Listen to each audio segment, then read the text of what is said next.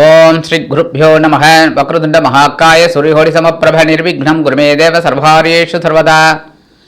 ஆன்மீகம் பிளஸ் நேயர்கள் அனைவருக்கும் ஜோதிட குருஜியின் இனிய வணக்கங்கள், வாழ்த்துக்கள், ஆசீர்வாதங்கள். இந்த பதிவில் நம்ம பார்க்க போகிறது அற்புதமான சுக்கிர பகவானின் பெயர்ச்சி. இந்த சுக்கிர பகவான் கலத்திரக்காரகன், சந்தோஷக்காரகன், காலபுருஷ தத்துவத்தின்படி 2-7 அதிபதி. ரொம்ப அற்புதமான ஒரு கிரகம். இந்த உலகத்தில் ஜீவராசிகள் எல்லாமே சந்தோஷமாக இருக்கிறதுக்கு காரணமே சுக்கிர பகவான் தான். ஏன்னா சுக்கிரன் அப்படின்னாலே சிற்றின்பம் அதிகம். அதனால தான் இந்த ஜீவராசிகள் பார்த்தீங்கன்னா ரொம்ப சந்தோஷமாக இருக்கிறது. எவ்வளோ பிரச்சனைகள் இருக்கும், அந்த பிரச்சனைகளுக்கு நழுவிட ஒரு சிரிப்பாக இருக்கிறது இந்த சுக்கிர பகவானோட அருளால் தான். இந்த சுக்கிர பகவான் இப்போ கும்பராசியில் இருக்கார், மீன ராசிக்கு வரப்போகிறார். எப்போ? 2-3-2026 முதல் 25-3-2026 வரைக்கும் மீன ராசியில உச்சமடைந்து சஞ்சாரம் பண்ண போறார். சரி, அந்த இடத்த ஏன் உச்சம்னு அங்க வச்சது அப்படின்னு பார்த்தா, காலபுருஷ தத்துவத்தினுடைய 6ஆம் இடத்துல அவருக்கு நீச்சம்.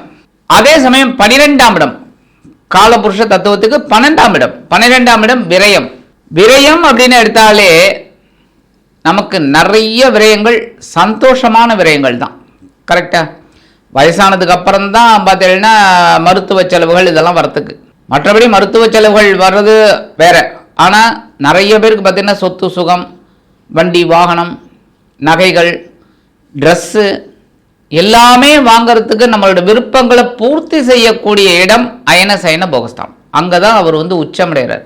ஏன்னா நம்மளோட விருப்பங்களை பூர்த்தி செய்யறதுக்கு அவர் வராங்க, உச்சமடைகிறார்.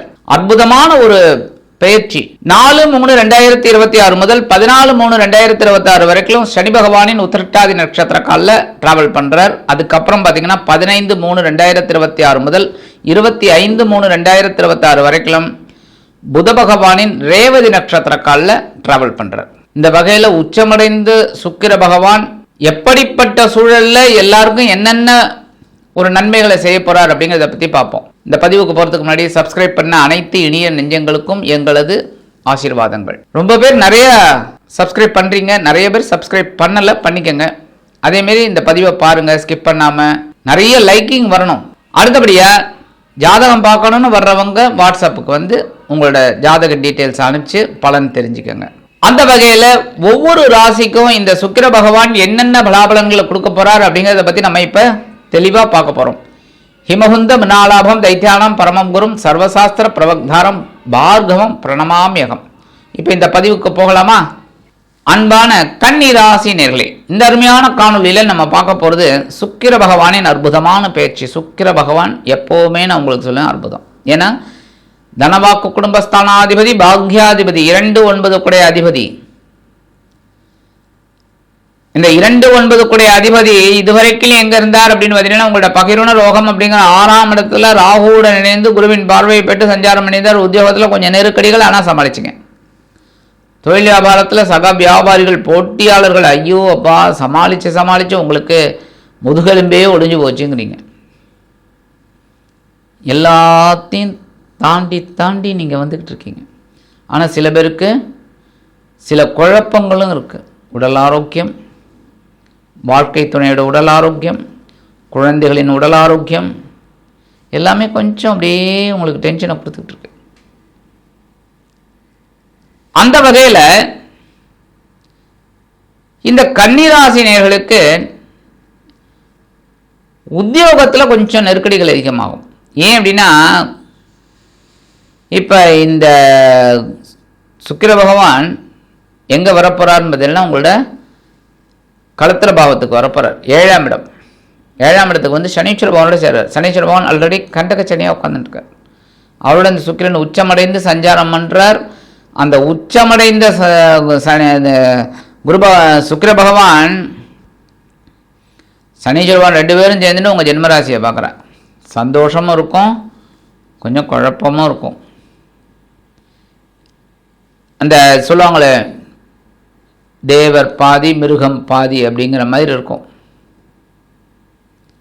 அந்த வகையில் இந்த சுக்கிர பகவான் 7ஆம் இடத்துக்கு உச்சமடைகிறார். எப்பவுமே களத்திரக்காரகன் உச்சமடைகிறது நல்லது. அதாவது சாதாரணமாக களத்திர பாவத்துக்கு உண்டான காரகனே களத்திர காரகனே இதுதான். உங்களுக்கு களத்திர காரகன் அப்படின்னு பார்த்தீங்கன்னா உங்களுக்கு குரு பகவான் தான். அவர் ஆல்ரெடி 10ஆம் இடத்துல உட்காந்துட்டுருக்கார். 7ஆம் இடத்து அதிபதி 10ஆம் இடத்துல இருக்கார். வக்ர நிவர்த்தியாகி ஜம்முன்னு வந்துட்டுருக்கார். உங்களுக்கு வேலையில் நெருக்கடி, தொழில் வியாபாரத்தில் நெருக்கடி. இப்போ 7ஆம் இடத்துக்கு வந்து உச்சமடைந்த சுக்கிர பகவான் குழந்தைகளின் மூலமாக கொஞ்சம் குழப்பத்தை கொடுப்பார். அவன் உத்தியோகத்தில் ரொம்ப கவனமாக இருக்கணும். இல்லைன்னா சக நண்பர்களே உங்களுக்கு ஒரு பிரச்சனையை கொண்டு வந்து தருவார். அதனால் கவனமாக இருக்கிறது நல்லது. அதுமாதிரி தொழில் வியாபாரத்தில் இருக்கிறவாலும் ரொம்ப கவனமாக இருக்கிறது ரொம்ப ரொம்ப விசேஷம். ஏன்னா தொழிலுங்கிறது சாதாரணம் கிடையாது. நன்னா போயிட்டு இருந்தால் தான் தொழில் நல்லா போகணும். அதனால் கவனமாக இருங்க. ஆனாலும் உடல் ஆரோக்கியம் பரவாயில்லைங்கிற மாதிரி இருக்கும். ஒரு டென்ஷன் இல்லாமல் பரவாயில்லைங்கிற மாதிரி இருக்கும். அந்த வகையில் உங்களுக்கு தந்தையாரின் மூலமாக சில செலவுகள் வந்து சேரலாம். தந்தையாரோட உடல் ஆரோக்கியத்தில் கவனமாக இருங்க. மற்றபடி ஜீவன விஷயத்தில் ரொம்ப கவனமாக இருக்கணும்ன்ட்டேன். ஜீவனம்னா என்ன, உத்தியோகம் தொழில் வியாபாரம் ரெண்டுத்துலேயும் கவனமாக இருக்கணும். ஏன்னா உங்களுக்கு வந்து இந்த 10ஆம் இடத்துல குரு பகவான் வக்ர நிவர்த்தியாகி சஞ்சாரம் பண்ணுறார். கவனமாக இருக்கணும். 6ஆம் இடத்துல இருக்கிற ராகு உங்களுக்கு பலத்தை கொடுப்பார். ராகு உங்களுக்கு பலத்தை கொடுப்பார். அவர் தான் உங்களுக்கு மிக பிரம்மாண்டமான ஒரு பலத்தை கொடுத்துட்டுருக்கார். யோக காரகன் அவர் தான் கொடுத்துட்டுருக்கார். ஏன்னா 6ஆம் இடத்துல ராகு இருக்கிறது ரொம்ப விசேஷம். அவர் தான் பெரிய ப்ளஸ் பாயிண்ட். 12ஆம் இடத்துல கேது ஆன்மீக பயணங்களை கொடுத்துட்டுருக்காரு. அதெல்லாம் ரைட்டு. ஆனால் 7ஆம் இடத்துல உச்சமடைந்த சுக்கிர பகவான் ஓரளவுக்கு உங்களுக்கு நன்மைகளை தருவார். என்ன, நண்பர்கள் விஷயத்தில் கவனமாக இருங்க. வாழ்க்கை துணை விஷயத்தில் கவனமாக இருங்க. கூட்டாளிகள் விஷயத்தில் கவனமாக இருங்க. சரி, பரிகாரம் அப்படின்னு பார்த்தீங்கன்னா கண்டிப்பாக நீங்கள் பெருமாள் கோயிலுக்கு போங்க. ஏன்னா உங்களுக்கு ராசிநாதன் புத பகவான், புதனுக்கு உண்டான தெய்வம் பெருமாள். பெருமாள் கோயிலுக்கு போயிட்டு பெருமாளை தரிசனம் பண்ணுங்க. அதுக்கடுத்து நேர தாயார் சன்னதியில் போயிட்டு ஒரு 10 நிமிஷம் உட்காருங்க. தாயாரை மனசார தியானம் பண்ணுங்க. ஓம் ஸ்ரீ மகாலட்சுமியே போற்றி 108 தடவை சொல்லுங்க. வெள்ளிக்கிழமை அற்புதமான பலன்கள் உங்களுக்கு கண்டிப்பாக கிடைக்கும். ஆக இந்த சின்ன பரிகாரம் நீங்கள் பண்ணேனாலே உங்கள் தனவாக்கு குடும்பஸ்தானாதிபதியும் பாக்யாதிபதியுமான சுக்கிர பகவான் உங்களது களத்திரஸ்தானத்தில் உச்சமடைந்து சனீஸ்வர பகவானுடன் இணைந்தாலும் அதி அற்புதமான பலன்களை கண்டிப்பாக கொடுப்பார் என்று கூறி விடைபெறுகிறேன். நன்றி, வணக்கம். மீண்டும் ஒரு அருமையான காணொலியில் உங்களை அற்புதமாக சந்திக்கிறேன். வாழ்த்துக்கள். வாழ்க வளமுடன்.